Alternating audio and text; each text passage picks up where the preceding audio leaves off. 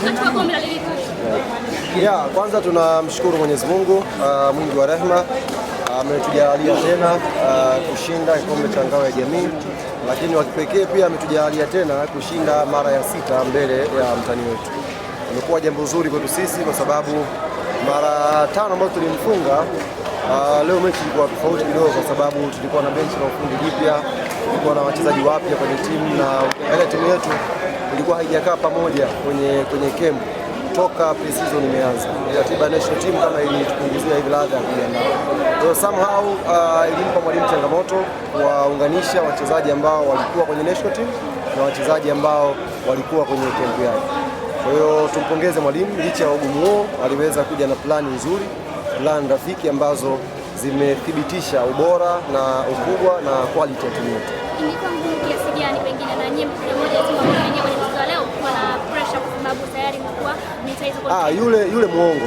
Sisi hajakuwa na pressure. Yule muongo anatafuta maneno ya kuwadanganya watu.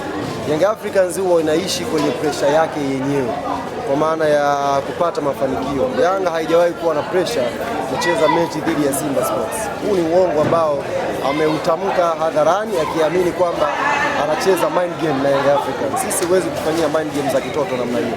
Ni uongo. Sisi pressure yetu ilikuwa ni kubakia kwenye ubora wetu, sio pressure ya kumfunga Simba. Ilipofika sasa hivi Simba, hata tukitengeneza hawa steward wakiwa 11 tunapata matokeo dhidi yao. Na kuhakikishia kabisa. Ilipofika sasa hivi Simba, hawa steward wao unaona tukawatengeneza 11 Benjamin Mkapa wanashinda mechi vizuri tu. Wala hatuna pressure nao.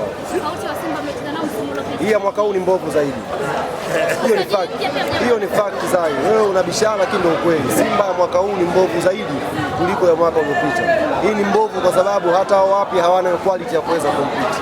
Ndoto yangu ya kufikisha mara 10 furaha ya kumfunga Simba nazidi kuiona.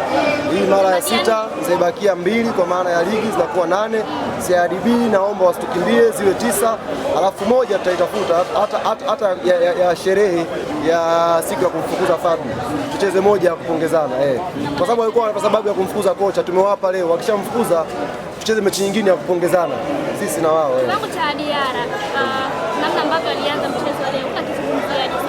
Diarra hii ni quality yake. Kwenye mechi kubwa Young Africans tuna wachezaji wakubwa kusaidia kushinda mechi. Hii ni quality yake na ameonyesha utulivu mkubwa.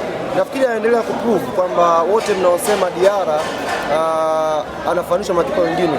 Kwenye moment kama hizi Diarra huwa anaonyesha ubora wake. Kwa hiyo tunajivunia sana. Ni vile tu kwenye mechi kuna man of the match mmoja. Lakini pia Diarra alistahili leo pia kuwa man of the match. Kiwango bora kabisa.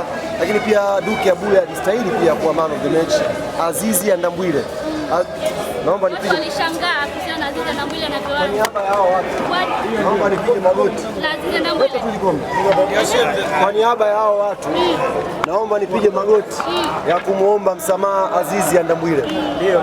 Tanzania hii ukiondoa Othman Idi Chuji hakuna kiungo mwingine mwenye utulivu mzuri pale chini kama Azizi Ndambwile.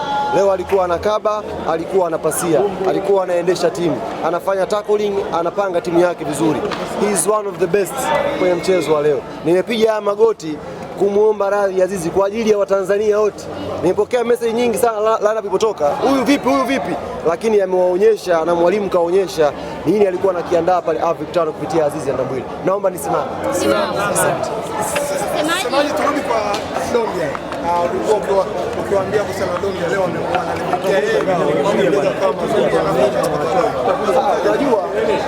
unajua ukizungumza ukweli.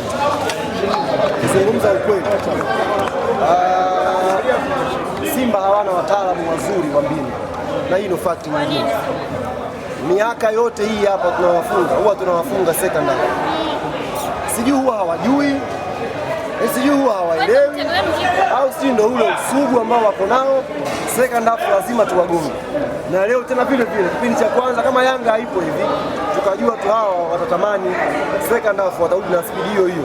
Tukamtoa Mudathi, ikaingia AI ya mpira. Tukaunganisha timu kutoka chini kuja juu. Tufuatia ni historia. Kwa hiyo ile sabu iliyofanyika ni sabu ambayo normally huwa inafanyika kwenye mechi ya dabi. Aidha aje Mzize, aje nani. Kuna sabu Yanga itaifanya second half kwa ajili ya kubadilisha mchezo. na always imekuwa ikitulipa alhamdulillah. Mmepiga kichwani. Sasa mkawaulize. Maki tuliwaambia nyie mmekuwa sugu. Tuliwaambia mapema nyie wenzetu mmekuwa sugu. Tumewapiga mara 5 mfululizo, lakini bado wakaonyesha kwamba wana matumaini. Tukawaambia msimu huu tunakuja kupiga kichwani. Wakaibuka wakasema kichwa kipi? Sasa naomba mkawaulize kinachouma leo ni kipi? Watawapa majibu. Mnaanza michuano ya kimataifa raundi ya kwanza kabisa mkiwa na morali pengine kwa sababu ya ushindi huu. Hii inaleta kwanza umezungumza vizuri. Tunasafiri leo usiku saa 10 kwa maana kwa majira saa 7 timu itaanza kuripoti pale airport. Niliwaahidi leo ndo nitatambulisha wachezaji wa Yanga. Kwa hiyo njoeni pale airport. Tutambulisha mmoja baada ya mwingine. Sababu walikuwa na hamu. Msemaji atambulishe, nitawatambulishia airport. Kutoka Wadiara mpaka Pakome. Mmeridhishwa kwa kiasi gani na usajili mpya ambao mmeufanya, lakini pia umelipa kwa asilimia ngapi tofauti na upande pengine? Bana zile baskeli zilizopiga kuwa zile. Ile mjiona kama ile singeli ganda ilitokea pale. Duduasha alipiga baskeli fulani hivyo wakaganda wote pale. Wakaambia sifungi leo. Tutakutana Disemba. Kwa hiyo si wao tunashukuru na timu tuliyosajili ndio imeonekana leo, lakini tunaamini bado kuna kazi kubwa ya kufanya.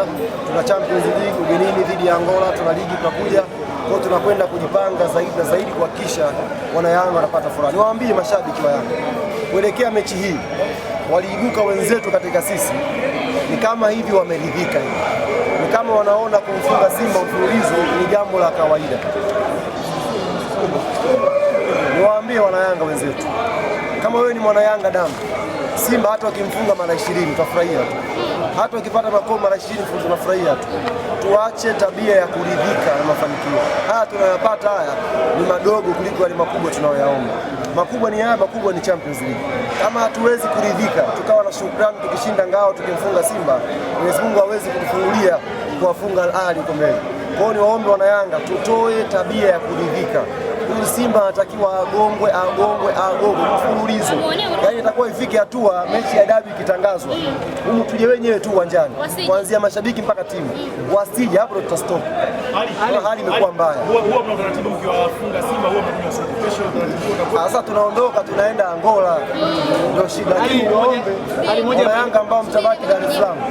Kesho kuneni supu jamani. Huko kote tu. Popote pale wani supu kesho. Unawaambia kuhusiana na timu yao ambao pengine wameamini imeimarika zaidi msimu huu tofauti na msimu uliopita? Yanga. Mtani. Nimekwambia mtani timu yake mwaka huu ni mbovu compare na mwaka jana. Bora mwaka jana, mwaka huu ni mbovu zaidi.